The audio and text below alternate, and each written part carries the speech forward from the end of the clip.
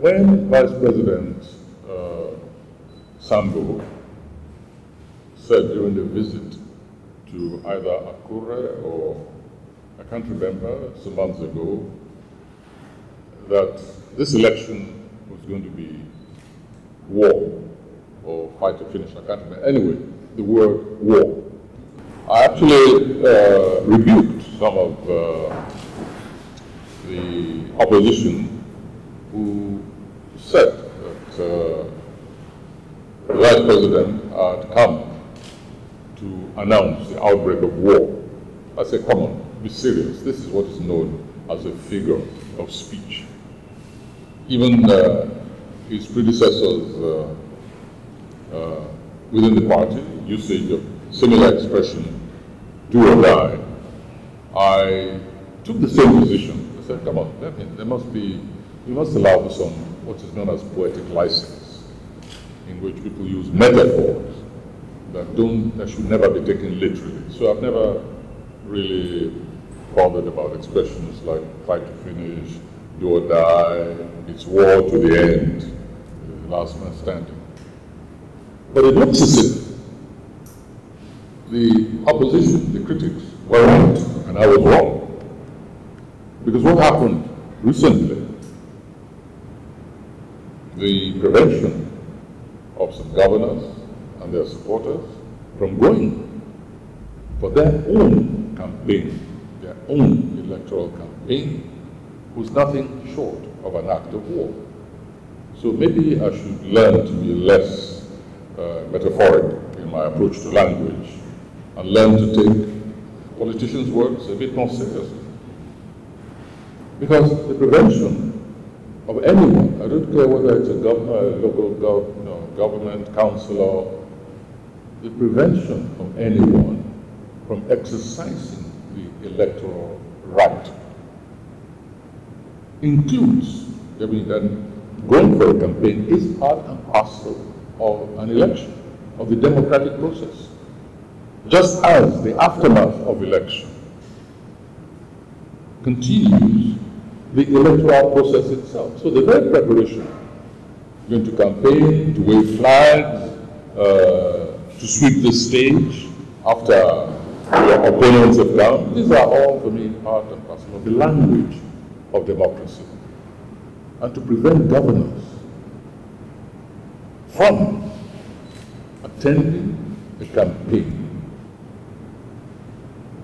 for the success of their own party is for me not just unconstitutional, it's criminal. And such people should be charged to court. It's no different from rigging during the election, from women suddenly becoming pregnant with ballot papers, with stealing, and even daylight robbery of ballot boxes. I mean, what is the difference? Electioneering is part and parcel of the democratic process. Let me ask you a question.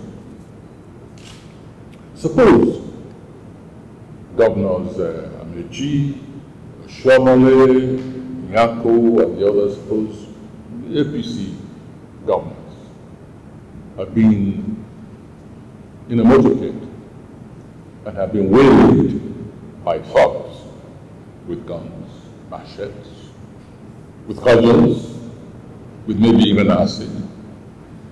Suppose it were thugs, paid, hired thugs, who had stopped electoral candidates from proceeding towards election polling booths on the day. Would this be considered constitutional, acceptable? So, when did the army begin to act like thugs on account of election? I see no difference whatsoever between the waylaying, the ambush of those governors by paid thugs on a lonely road, if we are going by road. I see no difference between that and waylaying governors, preventing, or the government for that matter, preventing their planes from landing or taking off, or their helicopters, I see no difference whatsoever between that kind of conduct and just ordinary paid thugs. So I'm asking the military, just when did you take on the jobs of electioneering thugs? You see, let me recall a certain instance which happened when the late Wole Soyinka was alive. This incident took place in Ife. Bola was staying with me at the University of Ife. And from my house, he went home and he left a campaign rally in somewhere, I think, anyway, in Ife. They left in the morning. I remember Wole Soyinka had breakfast, and then a young man came in to inform him that they had been warned not to go and set up the platform in town. I recall Wole getting angry and saying, "What do you mean? How can it's a campaign? Go and do your job. Don't come and tell me you cannot set up a platform." They left the house, the young man. They arrested his colleagues. They went to Ife. When they got there, a certain thug called Alawode, who was known as 007, who was very lucky. Anyway, later on, when we talk about what happened during those elections, they set up an ambush right in the heart of the town. These campaigners went in a combi bus.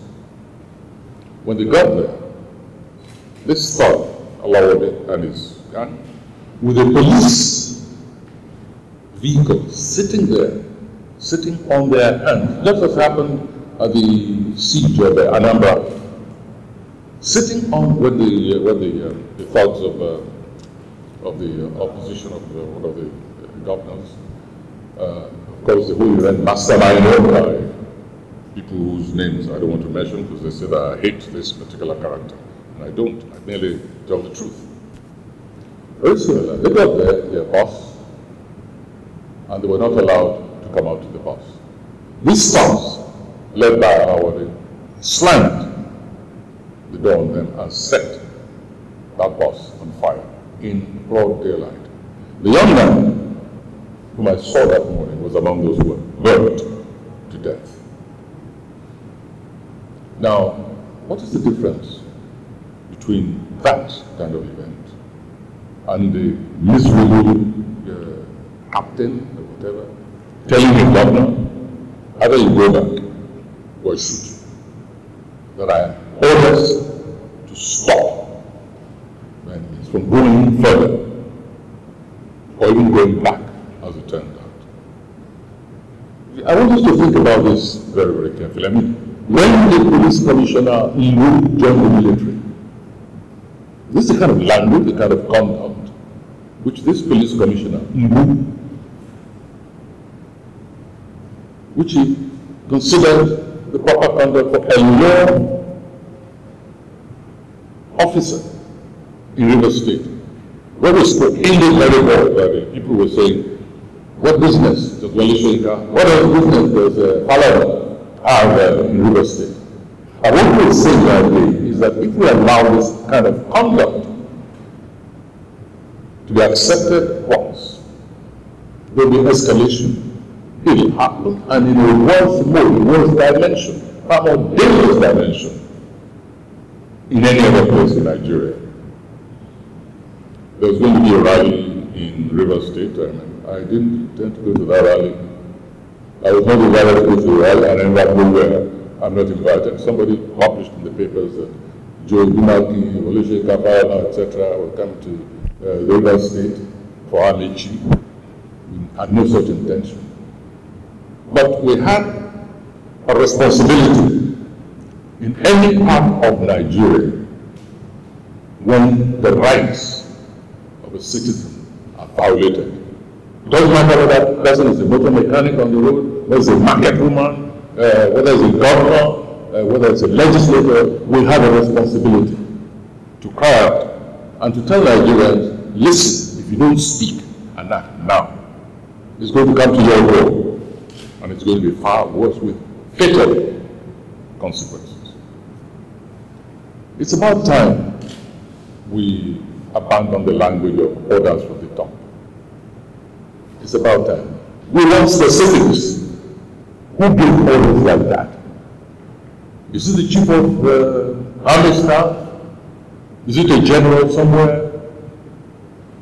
Is it the Korofo, as they call them, the military police? I mean, enough is enough. Amici has a name, Shomale has a name, Nato has a name, Fayemi has a name. Why is it that those who prevent them exercising their citizen rights do not appear to have names? Always orders from the top. Sometimes we don't even know whether the top is wearing trousers or is wearing a skirt. This is what happened in Rivers State. And now once again, I have orders from the top to stop you at all costs. I mean, what kind of a language is that? The military is being paid for the public purse. The military has no business taking sides in a political election. So, what do we do about a situation like that? Well, there are several options. There has to be a commission of inquiry about what actually happened. And we want names. We don't want an anarchy kind of exercise, no. We want a specific investigation that is specific. I want to know who is responsible, who gave orders. We want these people to be called to give evidence. Then, of course, I think that all these governors should sue for the violation of their human rights. They should sue. Let us make a case out of this. Let us make an example once and for all. We cannot continue this spiral of misconduct, sometimes childish, petty, but all very dangerous, which make us a laughing stock all over the world. Can you imagine what I arrived from the States yesterday, just yesterday afternoon? Can you imagine the language that is being used to describe Nigerians? The kind of caustic remarks, caustic questions, say, what's happening in that wonderland of yours? We heard the governor, your governors were stopped. We heard that one was tear-gassed a short while ago. And we look so ridiculous. And that is because they're embarrassment to call themselves a Nigerian when such things go on all over the world. So we will not be satisfied with a face-saving commission of inquiry. If that is what happens, then we will set up citizens' court. We did it during the fight against Abacha. We've done it for Bashir of the Sudan, which we got witnesses, victims, journalists to come and testify about the violation of human rights. We will ask for international help and hold, if such a commission, such a trial is broken up here, then we'll hold it next door. We'll hold it anywhere. All the worse for the Nigerian government. The greater the shame if we are moved, we are forced to hold such courts outside with the United Nations help, if necessary, with international bodies.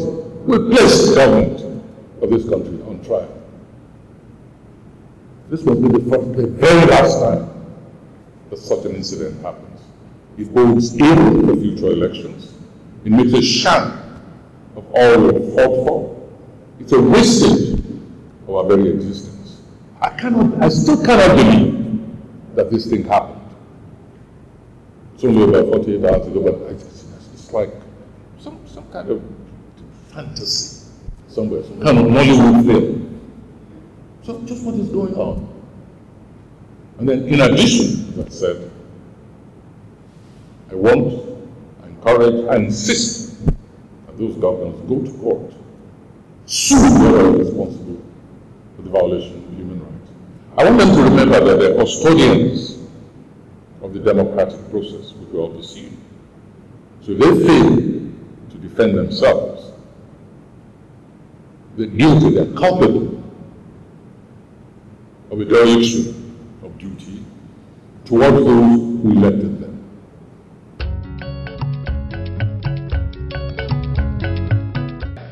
Well,